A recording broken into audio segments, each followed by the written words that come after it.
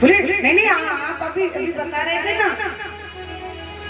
बाबा बोले इसका मतलब देवी आप सो गई।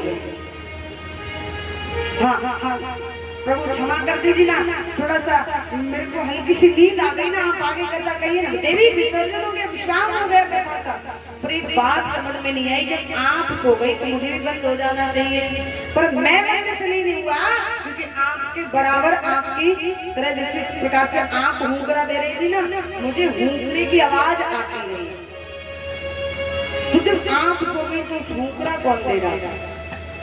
बाबा ने देखा यहाँ तो कोई दिखाई नहीं दिया। बाबा ने कहा कोई ना कोई तो है जो आपकी आवाज में ओम शब्द का उच्चारण कर रहा था।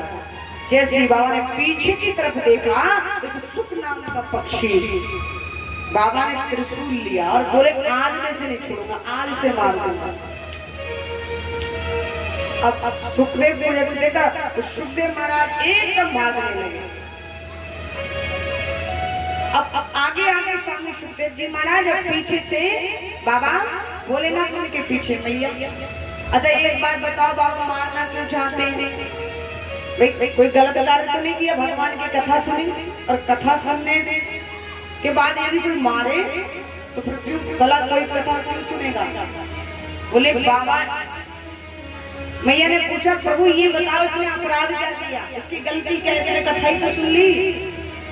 बोले कथा सुनी मुझे कोई दिक्कत नहीं, लेकिन कथा नियमानुसार नहीं। बोले इसने कथा कैसे सुनी? व्यास गद्दी के पीछे बैठकर, और भगवान की कथा कभी पीछे बैठकर नहीं सुनी जाती। क्यों? क्योंकि कहा गया कि जो व्यक्ति ऐसा कृत्य करता है, पीछे बैठकर के कथा सुनता है, वो ब्रह्म विद्या की चोरी करता है। क्या करता है? ब्रह्म विद्या की चोरी करता है, उसका अपराध लगता है। इसलिए कभी भी भगवान की कथा पीछे बैठकर सदैव क्या कहा, सम्मुख बैठो। सन्मुख कहते ना, सामने बिठाते ना, कहीं भी चले जाओ सत्संग में कथाओं में सामने दिया जाता है स्थान। इसीलिए देखिए रामचरितमानस में एक चौपाई आई है, उस चौपाई के माध्यम से बताया है। राम जी कहते हैं कि सन्मुख होए जीव मोहि जाबानी, सन्मुख होए जीव मोहि जाबानी,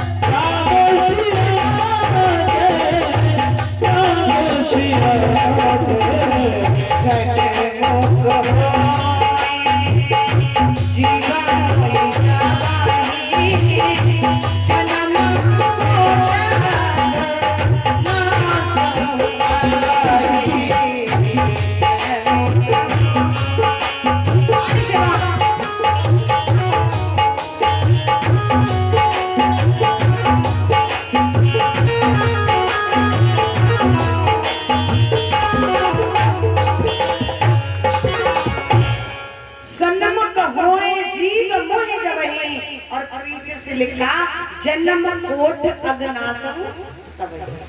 जीव जब मेरे सन्मुख आ जाता है, कहाँ जाता है? सन्मुख। तो जन्म जन्मांतर के पाप क्षय हो जाते, नष्ट हो जाते।